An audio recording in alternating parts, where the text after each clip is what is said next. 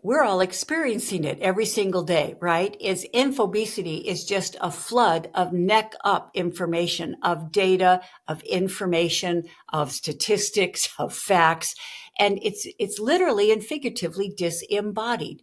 And I believe it's so important to put humanity back into our communication instead of just rhetoric or facts or statistic, which have no emotional context, is to put people in the scene of our communication so that we turn infobesity into intrigue. We get people's eyebrows up and now they're paying attention.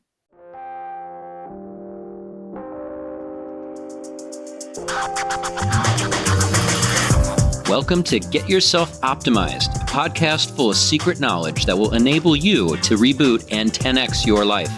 I'm your host, Stephan Spencer, author, speaker, online marketer, serial entrepreneur, coach, and a real geek when it comes to biohacking, life hacking, and lifestyle design.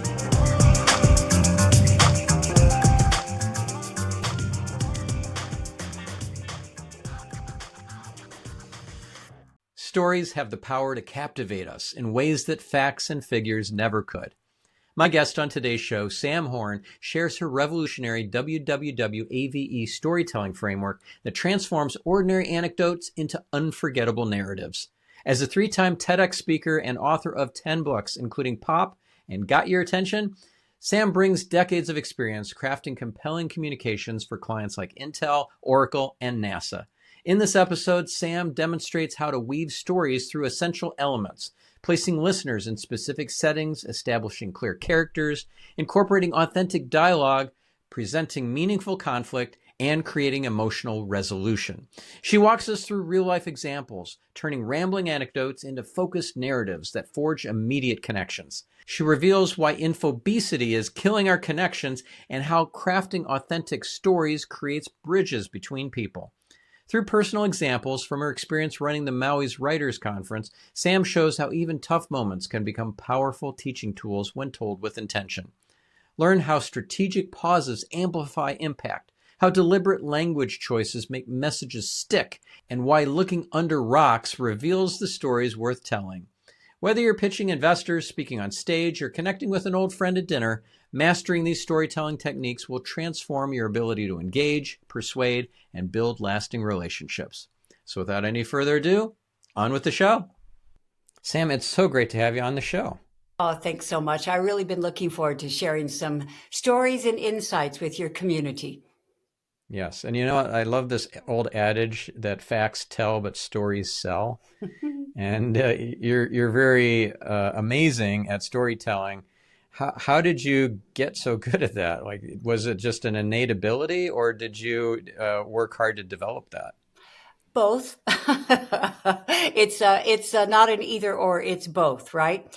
Is that I grew up in a family of storytellers, and I remember sitting around the table and no one wanted to leave because we didn't give listicles. It's like we didn't well, I went to the store and then I went to school. It's like, no, here's what happened at school today, right? Just like, oh, I ran into so-and-so at the store today.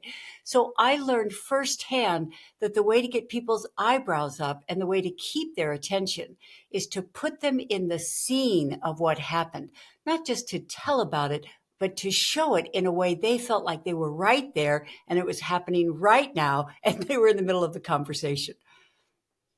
Right. And so what sort of stories are the most kind of compelling and fascinating and keep people coming back for more? Like, there's different kind of hooks that you can use, like controversy, humor, and there's a bunch of them. I can't remember more than just a couple off the top of my head, but what seems to draw people in the most?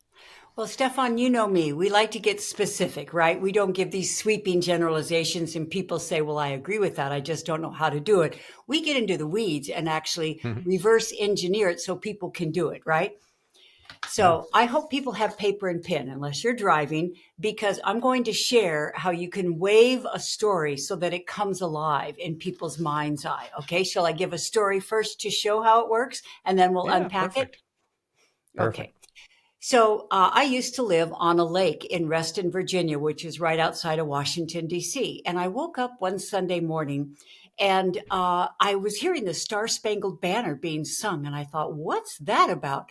So I went out on my balcony and there was a swim race. It was the annual 1 mile swim. So they sent off the competitive swimmers and then the 30 and over, 40 and over, 50 and over, 60 and over, 70 over, and 80 and over. And I thought, what's my excuse? And I went in and I signed up for the Waikiki rough water swim because I realized that I was telling myself, I used to be a competitive swimmer, that I was going to get back in that lake someday when I wasn't so busy, right? I was going to maybe train for a race when things slowed down at work. Well, you and I know we're never going to have more time than we have right now. So that was a catalyst to put it on the calendar. And if it's not on the calendar, it's not getting done. So I would ask everyone listening, what is something you've been promising yourself you're going to do, whether it's write a book or get in touch with that friend or plan a 50-year anniversary for your parents or go out on a date with someone you're interested in.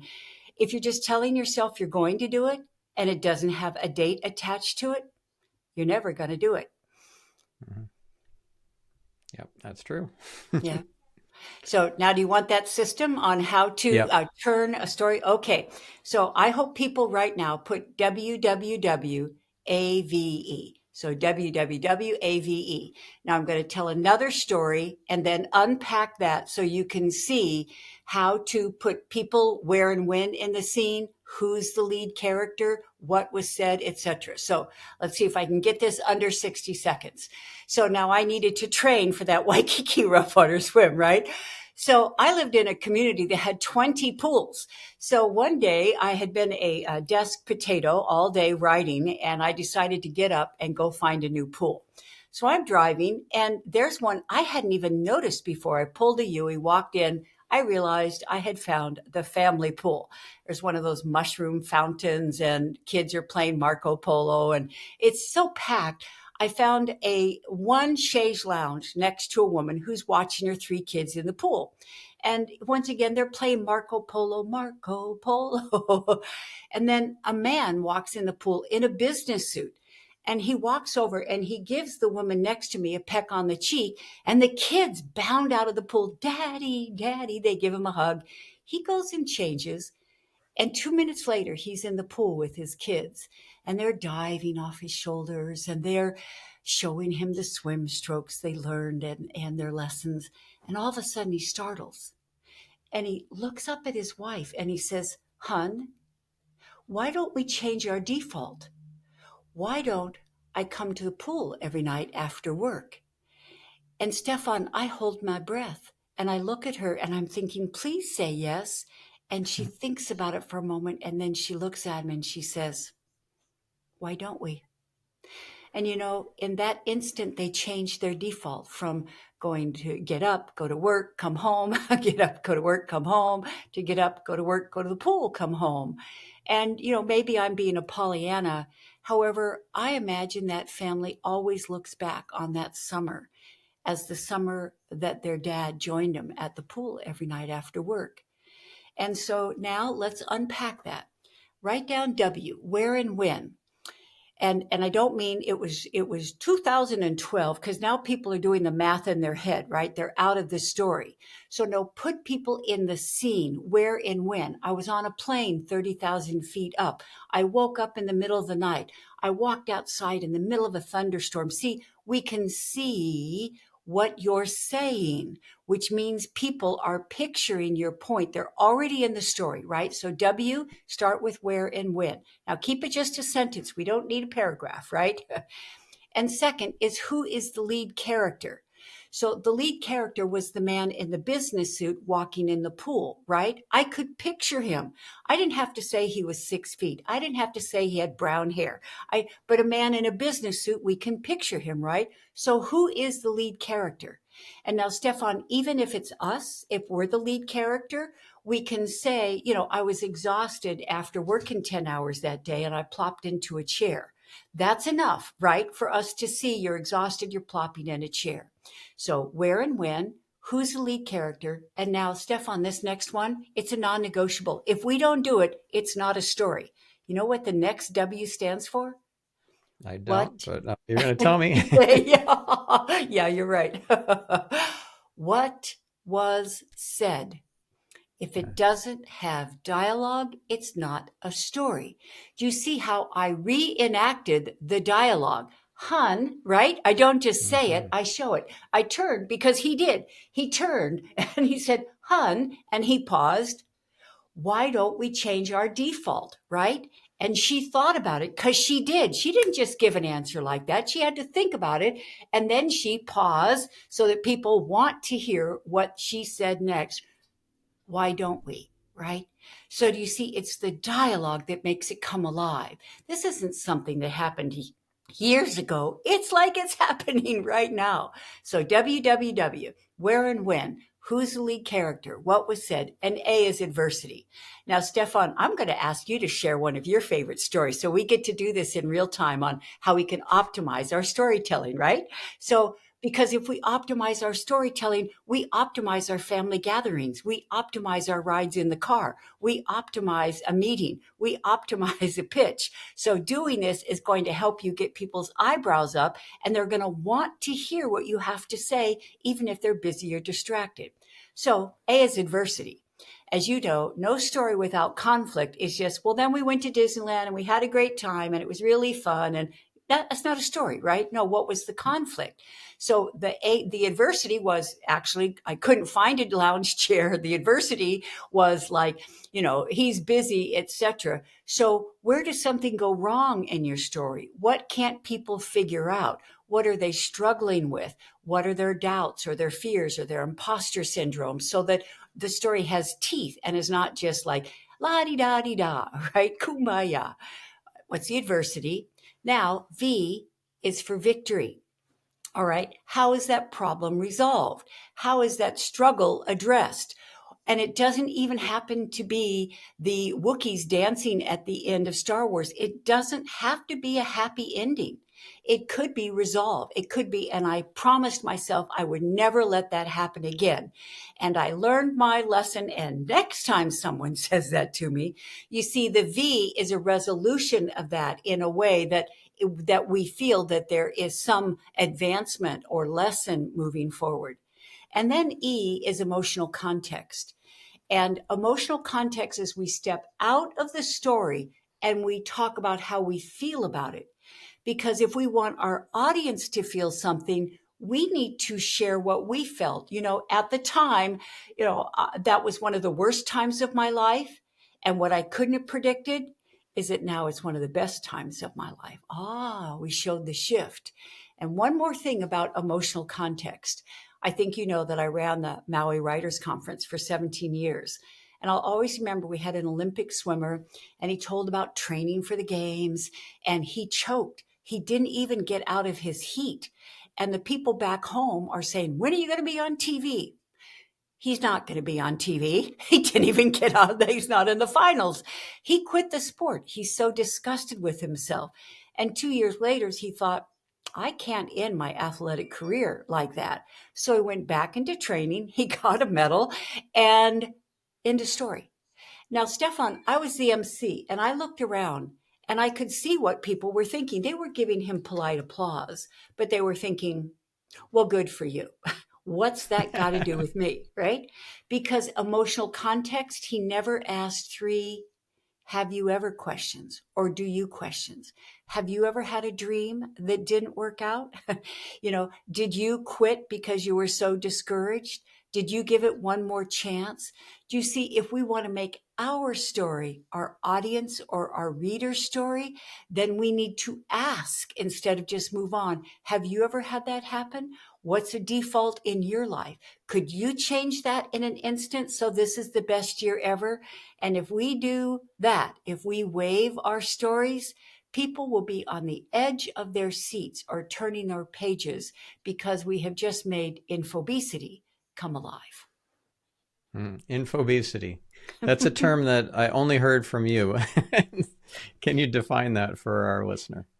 Well, define it. We're all experiencing it every single day, right? Infobesity is just a flood of neck up information, of data, of information, of statistics, of facts, and it's literally and figuratively disembodied. And I believe it's so important to put humanity back into our communication instead of just rhetoric or facts or statistic, which have no emotional context, is to put people in the scene of our communication so that we turn infobesity into intrigue. We get people's eyebrows up and now they're paying attention. Yeah. Yeah. So you wanted me to share a quick story and then we would overhaul it and optimize it using your Yes, yes. WWWAVE framework. Let's go. Okay. So the one I'll share is how I met Orion, and it was an absolute miracle. I was at a Tony Robbins event called Date with Destiny. Prior to that, 2 months earlier, I had a spiritual awakening in India at a Tony Robbins Platinum Partner trip. Up to that point, I was agnostic my whole life, but a monk that was flown in from Chennai, and we were in Udaipur, he touched me on the head and gave me a blessing, and everything was like psychedelic. I could see everything in technicolor. I felt this deep sense of peace and connection. I knew that God existed. I knew God. I felt God. And there were no substances involved. I've never had any substances. But 2 months later, I'm at Date with Destiny, and it's the last day of the event. I write up my relationship vision, and I know that God is there for me. And so I start asking him, after I wrote up the relationship vision, for my soulmate to show up. So I wrote down what I wanted in the relationship and in her, what I would be for her, and what I would bring to the relationship, and then I prayed. Well, 12 hours later, we were introduced by a mutual friend, and 10 minutes into it, I knew she was my soulmate. So, yeah, and the way I knew is because I did the blessing that I had learned and had received one in India, and learned how to do it myself. And the whole group of people, like thousands of people, most of them got the blessing that night. But she was one of the few who didn't get touched, who didn't get the blessing. She was overlooked. And there are no coincidences. Nothing's random. So I was meant to give her a blessing. I'm like, I know how to do it. I can give you one if you'd like.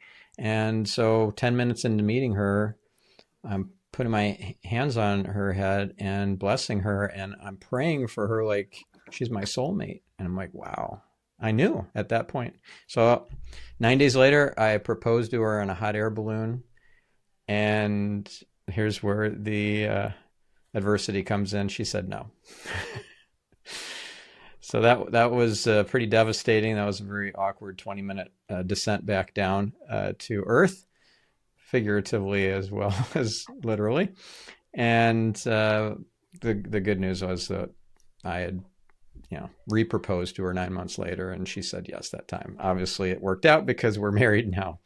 But yeah, that was a rough moment for us, but we got through it. And as far as the emotional context, I mean, I'm sure been listeners who have had things not work out with a partner, with a romantic interest, and hopefully, if it was meant to be, they didn't give up.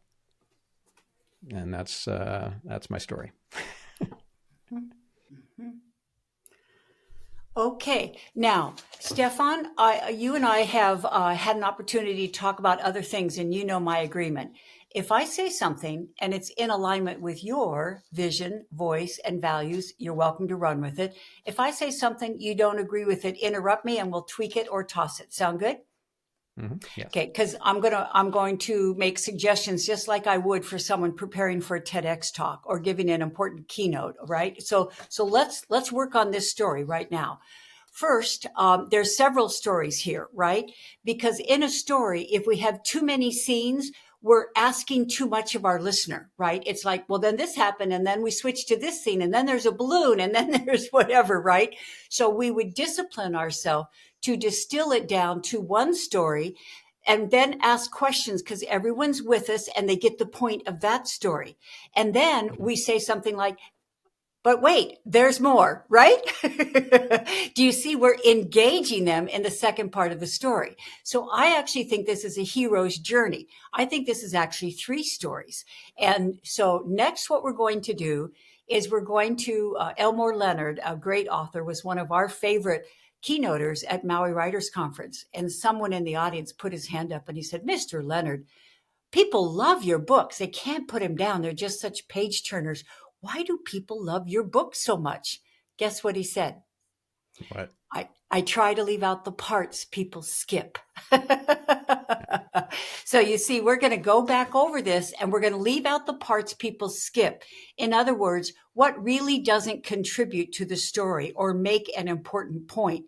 And I'll just tell everybody right now, how do you leave out those parts? You use the words fast forward. Fast forward 2 months later, right? Now we leave out a lot of stuff that they really isn't really contributing to the story, and they're still with us because we use those words fast forward. It switches the scene, puts them in a new scene, and they're still with us, and we've got continuity instead of a lot of information that's confusing them, right? Okay, so on the fly right now, I think that the first scene is at your Tony Robbins event. Now, you and I know that there's platinum, there's all these zenith, there's all these different levels. Most people don't know that though. So we're going to leave out that part, right? If you say I was at a Tony Robbins event, that's good enough for people. They can see that. It's crystal clear, right? And Tony had invited monk so-and-so to be there, right? Now, a little emotional context. Now, what you may not know, right? This is including the audience. We don't just tell them I'm an agnostic. We say what you may not know, because many people know you now where you're very spiritual, very God-centered. So do you see how people who know you, they're kind of getting, oh, I didn't know that. The eyebrows up, right? What you may not know is that I was an agnostic at that time. Now, people may not know what an agnostic is. So you would say, I didn't believe there was a God, right? I mean, say it, right? I didn't believe there was a God, right? Because see now, when you say, I knew God existed, do you see that we're showcasing the shift in a way that makes it more dramatic? By stating the before and the after makes it much more of a turnaround, of a change, right? Yeah. And then say, I remember as if it were yesterday, me, the agnostic, the monk came over and touched my head. Now you're going to show, right? Didn't he touch your head, right? Yeah. Yeah. Okay, so you're going to touch your head because you see how if you touch your head, everyone in the audience is picturing the monk touching the head of the agnostic, right? And now we use, once again, verbiage, and suddenly or instantly the agnostic, we keep not hitting, I don't use that word. We keep reinforcing the word agnostic to show you went from not believing there's a God and suddenly, pause, pause, pause. I saw God. We don't rush and blush through that punchline. We enunciate it. We pause and punch it. So people are feeling the incredible turnaround from the agnostic getting touched on the head and suddenly seeing God, right? And now now we go back to the root. Part of me attending that Tony Robbins event was I wanted to find my soulmate. Do you see how if you keep referencing yourself as the lead character, you keep anchoring the story in a way that we can follow you, right? Because like we just have a big scene with the monk. Now we go back to the event. It's like now one of the reasons I went to that Tony Robbins event, okay, people know where they are, right, was to find my soulmate. Now, you say, I had my vision or whatever. Oh, no, that was 2 months later, right? Right. Okay, I wrote fine. the relationship vision as part of a poster board Okay. process that he had us go through. So Stefan, we need a bridge, right? Come back to the monk touching your head and say, little could I have predicted. Everybody, do you see how bridges, when I'm working with people on their TEDx talk or their storytelling, we can't jump from scene to scene because people's eyebrows are crunched up. They're confused. Wait a minute. Are you still at the Tony Robbins event or is this it? And see, we lost him, right? So we need to take our listeners with us by saying, little could I have predicted 2 months later. Look at the difference between just saying 2 months later, that's too abrupt, right? That yanks them out of the story and they think, well, so what was that the point? I mean, why are we here instead of there? Little could I have predicted. 2 months later, was it back at a Tony Robbins event? Yeah, it was a different one. Yep, a larger one. Okay, but see, in a way, they don't need to know that because if you say little could I predicted 2 months later, they know it's not the same event. You and I know it's a different level, it's a different group. But for the continuity of the story, we ask ourselves, is it important for the audience to know now this is a platinum event instead of a what? Maybe not, right? So you say, little could I have predicted 2 months later, I'm back at a different Tony Robbins event. And now my goal is to call in my soulmate. So it's now we have the power of three. Call in my soulmate is too vague for people to really care about or relate to or identify with. So if you say, and I had written down what I was looking for, including one, I wanted her to be compatible for us to share these same interests. Number two, I really wanted her to be in integrity. I didn't want a lot of drama and so forth. I wanted someone who had, or I'm going to stop talking right now. What are three things that you were looking for, Stefan? Somebody who was really heart driven Mm-hmm. and really kind. Kind. Yeah. And exotic. I remember that one. I had a Yeah. huge list. I had 30 or 40 things on that. And see, here's the good news. You can craft that to say, now I had 30 things on my list, right? Do you see how that's one sentence, right? You say, and three of the most important qualities to me, right? So reference the long list. And three of the most important qualities to me was that she was kind. Now, personally, alliteration pops, right? So you just said qualities. So I would put kind first because it crafts the language. So it pops, right?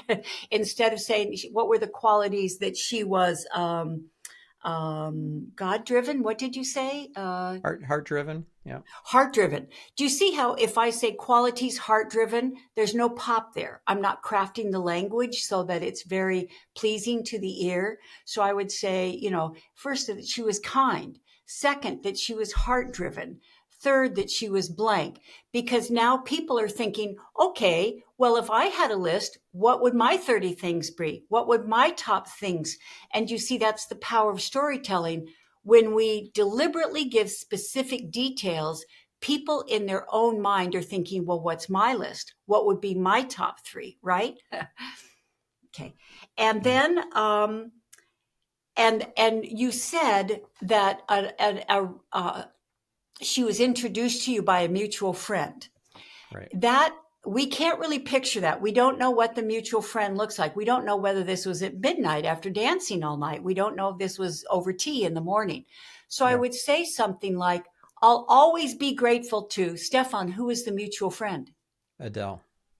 Adele. I will always be grateful to Adele because she brought over this It's actually a exotic, guy. Yeah. It's okay. Oh, thank you. Thank you. Okay. I will always be grateful to Adele. And another thing we're doing, Stefan, is when we use names of people, people don't think this is a made up story. Stephen Colbert said this is truthiness. And when we give specific details, people are much more likely to believe this actually happened and it stays in the story as it's actually happening. So I'll always be grateful to Adele, because he brought over now, guess what? We're going to bookend, we're going to circle back. Comedians do this, right? With a callback. Guess what? He brought over this exotic person, and the warmth, just exuded from her. And I'm thinking, oh my gosh. And 2 minutes into the conversation, what was the third? Kind, heart driven, and exotic. spirit. exotic, kind, and heart-driven, right? Right. So you would say, And and actually, within by the 2 minutes. way, I just pulled up a photo of the relationship vision on the poster board. And I know you said alliteration is really helpful in hammering Yeah, in the points.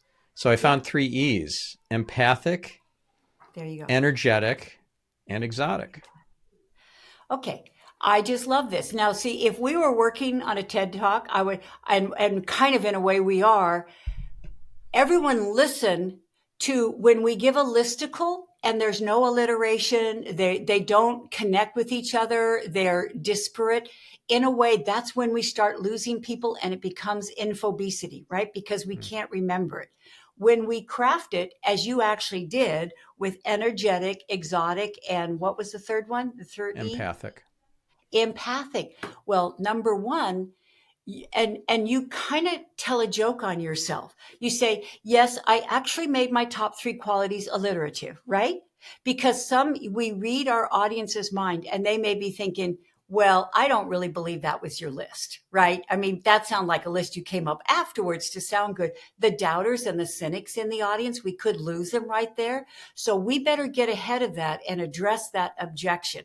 And if you're thinking, right, we don't say, I know you're thinking. That's presumptuous. We would say, and if you're thinking, well, that sounds pretty crafted for a list. Well, that's how I roll. I know the importance of alliteration. I really did come up with energetic, exotic, and Empathic. energetic and empathic. Right. Okay. So now we come back into the story and we need a bridge. Here is where I think we say, and within 3 minutes, I knew she was my soulmate. Fast forward. We need a fast forward because I don't think you just right then went up in a balloon ride, right? Yeah.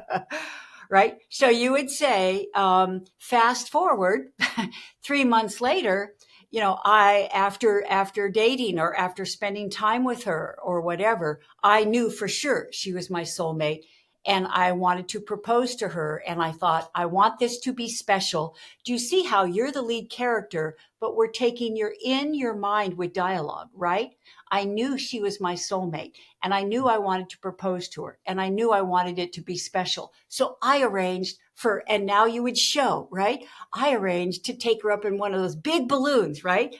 Big balloons, out in the countryside. And did you go at dawn or something like that to get the good air? Um, yeah, we went early. And the night before, we went to the Miss Universe pageant Okay. in Las Now, Vegas. So that's pretty okay, wild. you and I know I'm so glad you brought that up because that's really interesting, Stefan. And we would discipline ourselves as a storyteller. That would hijack the story because Mm. now people are in Las Vegas with Miss Universe. And in a way, it is not in alignment with the agnostic becoming a believer, wanting his soulmate, meeting her. Do you feel the flow of that?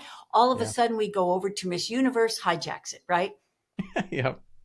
Okay. Now, for people listening, if you're writing a book and something important happened at that Miss Universe contest, later on in the book or later on in a presentation, you can come back to a story and you say, remember when I was telling you the story about meeting my soulmate? Well, what I didn't tell you is actually the night before. Do you see how we're anchoring them in the story? They're remembering it. And now we're adding value with something else that made it even more of a miracle, right?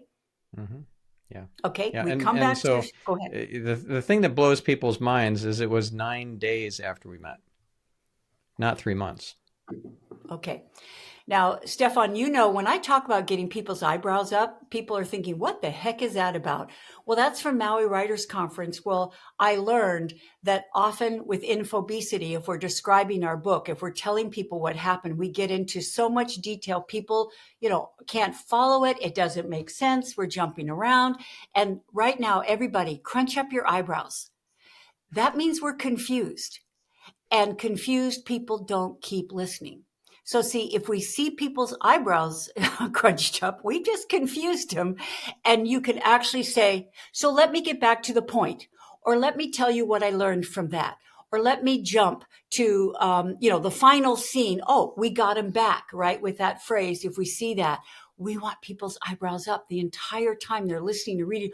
Oh, I wish I were there. Oh, a hot air balloon. Oh, you met your soulmate, and all that. Okay, so let's come back and we're going to wrap up this story.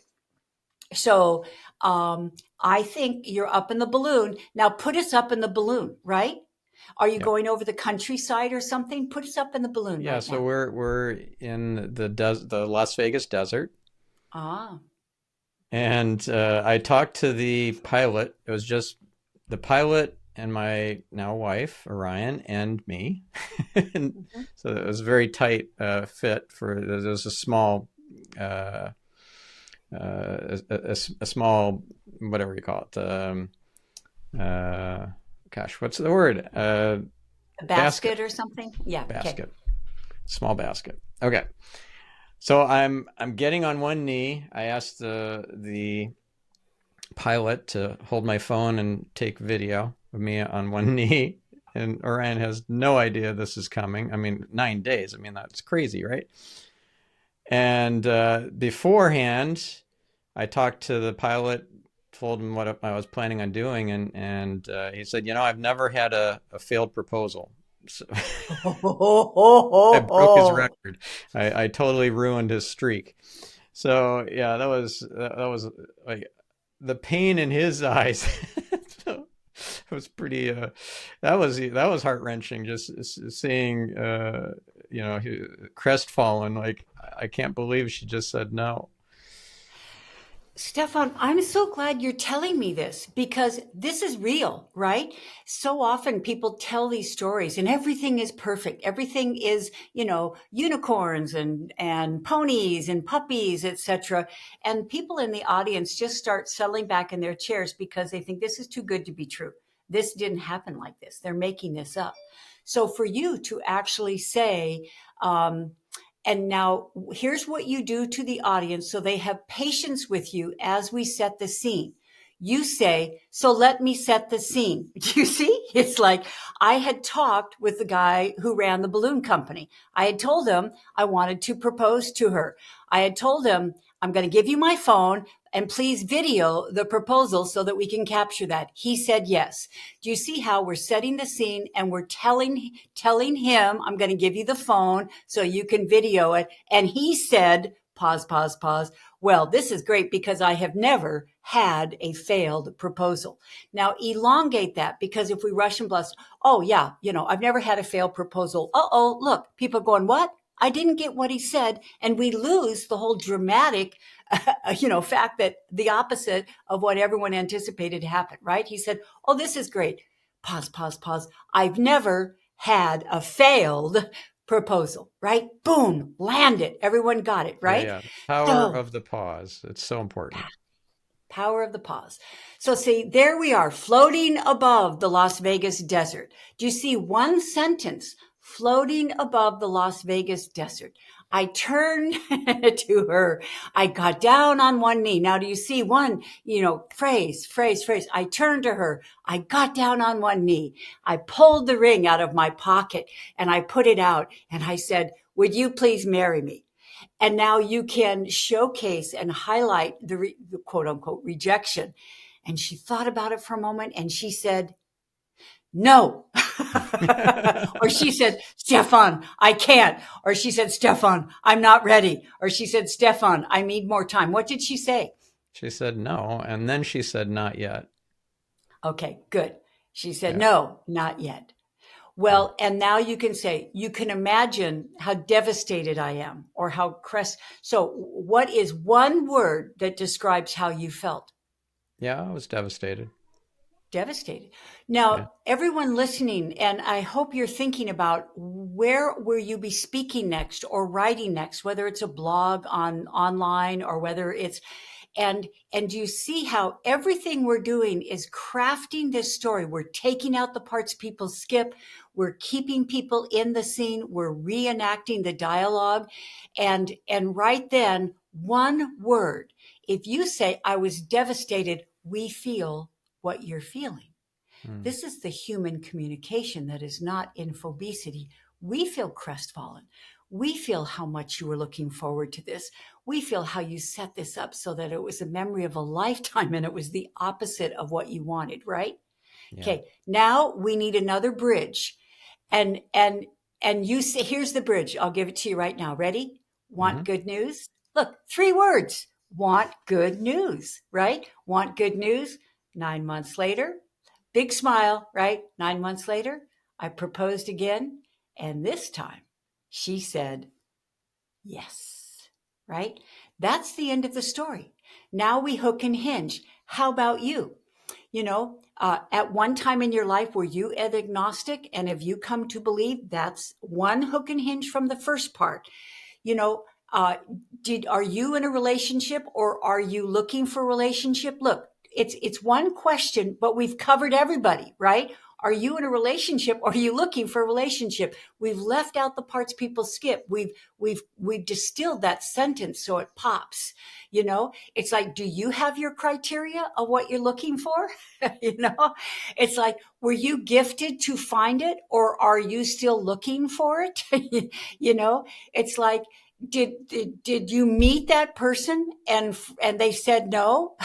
Have you given up?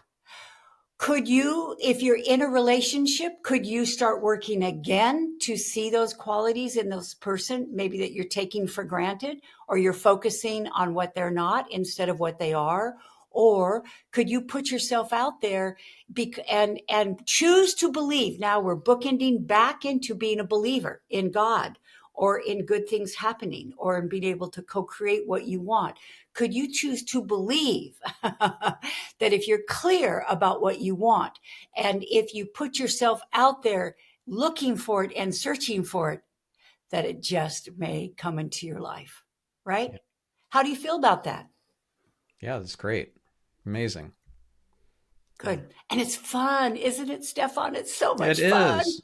It is. It's like this is applicable to everything because Mhm. one of the most fundamental things that we are is as communicators. We're Mhm. sharing stories all day long in our Mhm. workplace, in our homes, at our dinner table, over the phone with loved ones, at family reunions, at presentations, everywhere. It's and you know me, Stefan. It's when I'm on podcast, when I'm giving presentations, when I'm working with clients, I don't just tell people what to do or tell people what happened. I almost always put them in the scene and reenact something that shows what happened instead. So I'm going to give you a quick example. Sound good? Yep.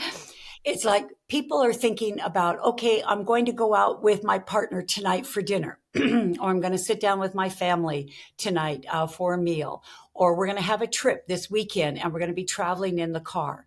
I want you to start thinking right now about something that happens that's interesting. And you're not going to just tell people what happened. You're going to say, something interesting happened to me today.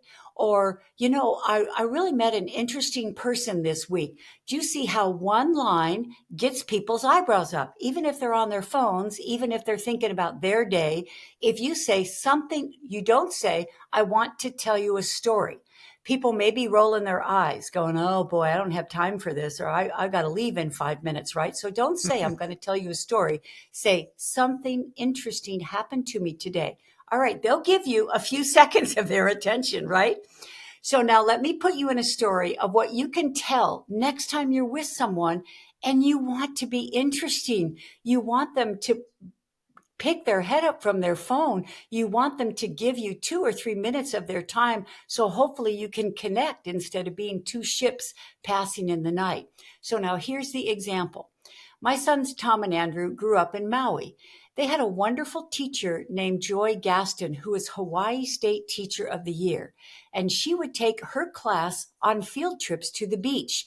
They would actually walk a mile to the beach, but this wasn't a white sandy beach. This was a black lava beach. And she had the kids circle the tidal pool and she had them look at it and she said, what do you see? And they look at it and they go, nothing. And she turns over a rock and there's a spiny starfish. And she turns over another rock and there's a moray eel. And both my sons and I are forever grateful to Joy Gaston because she helped them look under the rocks instead of just see the surface. People, I want all of you to stop just seeing the surface.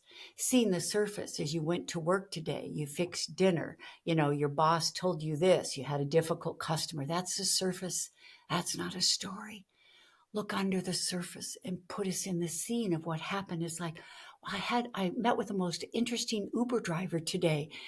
She just quit her job as a nurse because she realized she can work as a remote nurse from anywhere. So she's moving to Barcelona. And now this is true. It's South by Southwest in Austin right now. I took an Uber into Austin to speak for an event, and I'm talking with my Uber driver because Uber drivers are great sources of stories, aren't they, Stephan? Yes. Right. And now ask an interesting question. I just ask, do you work for Uber full time? Because they'll either say, oh yeah, I work, 10, 12 hours. And I say, so what's one of the most interesting customers you've ever had? We're off and running every single time. Or they say, I only work part time. And then I say, oh, what do you do when you're not driving for Uber? Oh, well, I'm writing a book. It's like my kids are at school. I work on my book. And then when they go to bed, I drive Uber to help pay for the bills, right? So do you see how the world is teeming with stories? If you ask people interesting questions, and you're doing them a favor because they get to tell you about what's really going on in your life. And we're connecting as human beings over stories instead of, do you like your job? It's okay. How was school? Okay, right? Yeah. Those aren't The most stories. inane and boring question you can ask is, how are you doing today? Exactly right. Because So, they know Stephan, that you're go not ahead. you're not really interested. That's just a nicety. You're just throwing them a bone, but you don't really want to stick around for the full long answer. So one thing I ask instead is, anything miraculous happened lately? And so put us in the scene, Stefan. Think about the people around you, and it could be a podcast guest, it could be a kid, it could be a friend, and you asked an interesting question and put us in the scene of an interesting story you've heard recently. Yeah. Well, we met through Genius Network, and I was at the Genius Network annual event.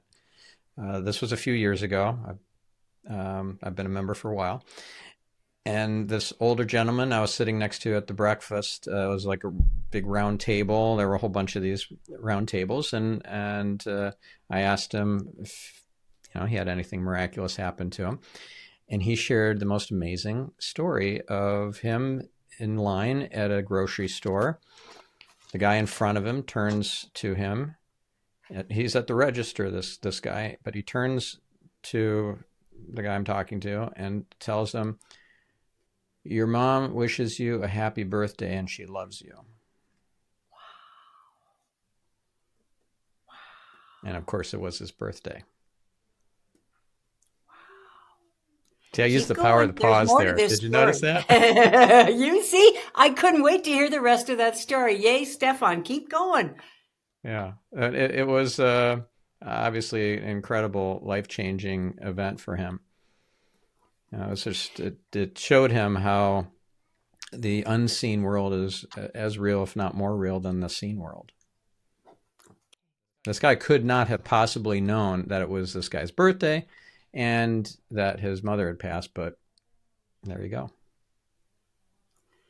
Okay, now let's remember WWWAVE. Go to emotional context, Stefan. Tell us how you felt about witnessing that, or what that man said when that gentleman talked about his mom passing, wishing him a happy birthday. Put the I felt feelings in. awe and gratitude, Mm. and I was thinking, like, how many stories must exist that are unbelievable, that are incredible, miraculous, that people are afraid to share because they're afraid of getting judged, ridiculed. Wow. Wow. Wow. Okay, so see, you know me, ink it when you think it and when you say it, right? So that we can go back now and let's take the elements of that. So to put people in the scene, say, I'm at Genius Network.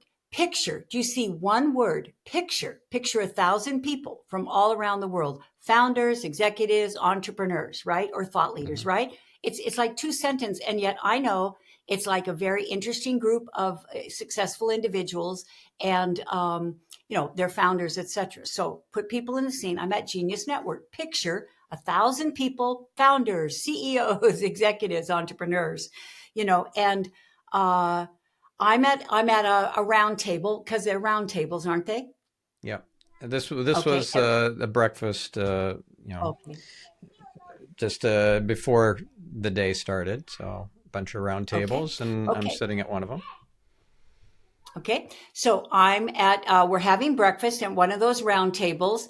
And there was a gentleman, you said an older gentleman, white hair and so forth. Describe Yep. this individual, please. Yep. Okay. Yep. White haired, probably in his late 70s, early 80s. Okay. So there was this gentleman, and look, white hair. Do you see you point to the white hair, right? White hair, probably in his 70s, late 70s, early 80s. That's enough, and he turned because it's very interesting. Just the word turn. Look, if he just said to someone, we can't picture that, right? Often, especially when it's like you turn to someone to say that. And now do you see we're following the action in a way that it feels real and we're seeing that person turn to him. We know he's addressing someone, right? And he said, pause, pause, pause. By the way, your mother wants to wish you a happy birthday. Or what exactly did he say again? So this guy shared a story that happened to him at a Mhm. grocery store. Oh, It got was it, got years it. earlier, and his mother had passed, and his mother had wished him from the heavens a happy birthday through this guy who was clearly, obviously psychic, and he shared this. And what I didn't share about, like, why would somebody share something this personal? And he didn't share it to the whole group of us at the table. He shared it with me privately. It's just, it's not something that you might want to share from stage if you're, wanting to get, poked holes at for potentially telling a fish tale. So he told me, but I told him a story, shared, some miraculous thing. I don't remember what it was, but yeah, I'm my wife accuses me of oversharing a lot, so I'm certainly certain I was oversharing something about some miraculous thing that happened to me, and and he's like, "Well, I got a story to share with you." Okay, so thank you for those details. So you're at breakfast, and I turn to the gentleman next to me, and I ask one of my favorite questions, which is, "What is something miraculous that happened to you?" And why I ask that question is it just bypasses small talk and chit chat, right? We're not talking Yeah. about the weather or the consistency of the eggs or something like that. And now we're going to, we're going to put a little bit more context in it. And he must have sensed that I really meant that question. I really wanted the answer to the question. Do you see how we're not belaboring the point? We're putting people in the scene, though, of like meeting kind of a stranger, asking a question that bypasses chit chat, him sensing that you actually wanted the answer. So he jumped right into an incredible story where he was in a store, right? Do you see how we are leaving out the parts people skip? We're putting in the parts that help us see it, Yeah. feel it, be in the scene, trust it, etc. Right. And then, well, you were going to say something. Go ahead. No, I think this is really important for our listener, that you leave out the skippable segments from it. People are so used to being able to skip ahead, skip the ad, skip the 10 seconds, just jump to 30 seconds, and whether it's Netflix or YouTube or whatever, they want to be able to do that in conversation too, because they're trained this way. They're spending all this time online just getting the dopamine hit after one after the other, just scroll and click and dopamine all over the place. Stefan, what percentage of your listeners are parents, would you say? Oh, that's hard to say. I would imagine at least half. Okay. So if half of your listeners are parents, I'm going to bring up right now, I'm blessed to have two sons and three grandchildren. And my sons are both storytellers because I modeled this for them. They believe that it has helped. One of my sons works for NASA. He believes his ability to tell a story in the interview helped him land his dream job. My son Andrew speaks for Google, for Cleveland Clinic, and is a writer, runs men's group. And what does he do? He helps men tell the stories they've never told before, that they've got bottled up inside, that are undermining the joy in their life. So see, we can teach our kids to tell stories. And when we do, they will feel like they're leading a more interesting life because they're looking under the rocks. People will want to be around them. They can land their dream job because everyone else in the interview, and then I was manager with this, and then I moved to that company, and then I did this, and they're the one in the interview that people are getting to know in a way where they like them and want to work with them. And right now with my grandkids, it's like we do something called cousin camp every summer. And it's like I say, oh, remember, I don't just say, oh, remember when we went to the Thinkery? I said, oh, what was your favorite thing at the Thinkery? Oh, the water room where we da da da da da. So I'm hoping that what everyone is taking away from this is that storytelling isn't fluff. It's not petty. It's not trivial. It is the key to leading a more interesting life. It is the key to being more interesting so people want to be around us. Well, It is the key to making. it's a Go key ahead. to be a leader in life and Yes, in yes, business and everything you do. yes. You're 100% right. So let's come back to you, Stefan, because I've been doing a lot of talking this time. So once again, think about stories you've heard on this podcast, Get Optimized, and one that you still remember as if the guest was on today because it was so vivid and he or she put you in the scene and you were in that with them. What's one of your favorite stories? Garen Jones. Oh, hmm. Yep. You probably know him through Genius Network. And sure, he's right here in Austin. So, Oh yeah. Yeah. okay, put us in the scene. He's hit rock bottom. He's living in his Mhm. car, parked at a gas station, and a homeless guy knocks on the window, wakes him up. He rolls down the window. What do you want? He's like, money. Wow. What are you talking about? Look at me. I don't have any money. Get out of here. And the guy walks away, but he turns around and yells at Garen on his way out, saying, change your mindset, change your life. And then disappears. This like rocked his world, like shook him to his very soul. That was the impetus for him to finally change his life. Now he's got a book. Fast forward. Now he's got a book called Change Your Mindset, Change Your Life. And he's a mega millionaire. Mhm. And when I heard that story on my podcast and I shared this with Garen, it's like the intuition came in. Like that guy was not just a guy, not just a homeless guy. He was an angel. He was sent to utter those exact words to you.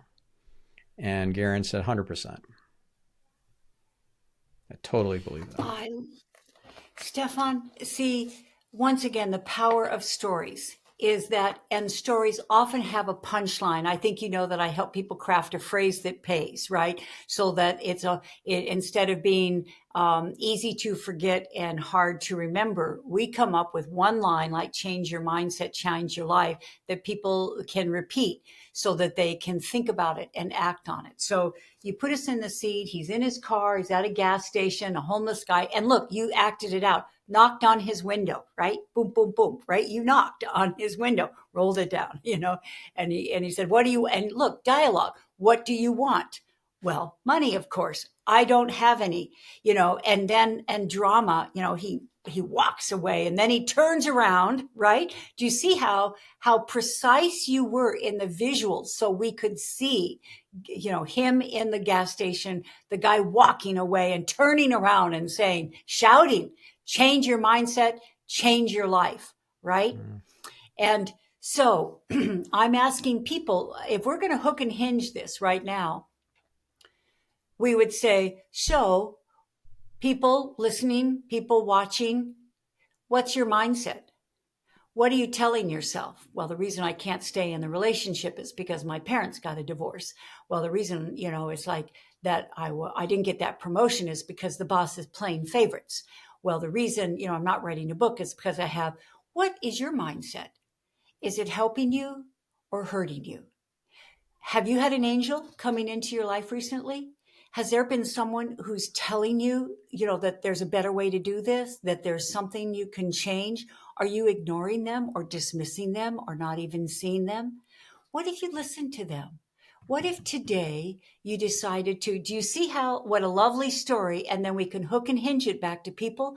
I don't care whether they're a multimillionaire CEO, whether they're a stay-at-home mom, whether they're a college student, they will be able to adapt what you're saying to their personal circumstances. And that's the power of stories, for people to Socratically relate to it, reflect on it, and then perhaps choose to do something differently as a result of it. Powerful stuff. Yeah. Mm. Well, I know we're out of time, but if our listener wants to learn more from you, and they could learn so much, you're so brilliant at all of this, storytelling and writing and just overall communication and persuasion and just amazing. So how do they work with you and how do they learn from you? Well, first, thank you. There's several ways, Stephan, is that, I put my books on Audible. So someday is not a day in the week. Talking on Eggshells, Tongue Fu, they're all on Audible, so that you can listen to this if you would like, or you can read the book. And as you can imagine, the books are full of stories where I put people in the scene and then segue out of them. So hopefully they're relevant and actionable for you. And what I've learned, Stephan, is that what people want from me is clarity on what they can do with their life that's going to light them up, clarity on how to come up with a one-of-a-kind business name or book title or presentation that's going to help them earn a living doing what lights them up. So I have clarity weekends here in Austin, Texas, in Washington, D.C., in Banff, Canada, in Honolulu, Hawaii. And Stephan, we can talk about coming to Europe if you want. So I hope they go to my website, which is easy to remember, samhorn.com, SAMHORN.com. There's information there about my Clarity Weekends. There's my TEDx talks there. And I also hope that we connect on LinkedIn, because my life is my lab. Mary Oliver said, pay attention, be astonished, tell about it. So I pay attention. I'm constantly astonished, and I speak and write about it. And I do that on LinkedIn, and I hope we can connect there as well. Amazing. Thank you so much, Sam. And this was such a powerful workshop. I hope that our listener will apply this in their life. And, all it takes is just start with one story, one small step, and you'll start transforming your whole life. Isn't it really a way to optimize our life, our relationships, our communication at home and at work? Yeah. Okay. Thank you. We'll catch you on the next episode. Meantime, have a fantastic week. I'm your host, Stephan Spencer, signing off. Want to hear more from Sam Horn? Then check out my interview of her on my other show, Marketing Speak, at marketingspeak.com/467. If you want to hear more conversations like this on optimizing your communication skills, then I recommend episode 24 with Michael Port, episode 68 with Roger Love, episode 234 with Julian Treasure, and episode 258 with Pat Quinn. Also, I invite you to check out the show notes, transcript, action-based checklist, and all the URLs mentioned in this interview with Sam Horn at getyourselfoptimized.com/513. If you enjoyed the conversation, I encourage you to share this episode and, more importantly, the entire show, Get Yourself Optimized, with a friend. Change your life and help me spread the light. Thank you.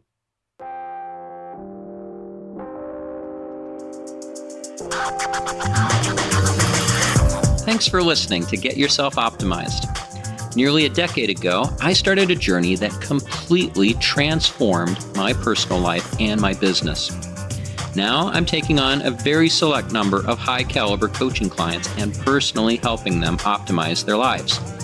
I have limited spots, so if you're interested, go now to getyourselfoptimized.com and apply for one-on-one coaching or for our high-level mastermind. By the way, if you have any questions or comments whatsoever, email me at host@getyourselfoptimized.com. See you next week.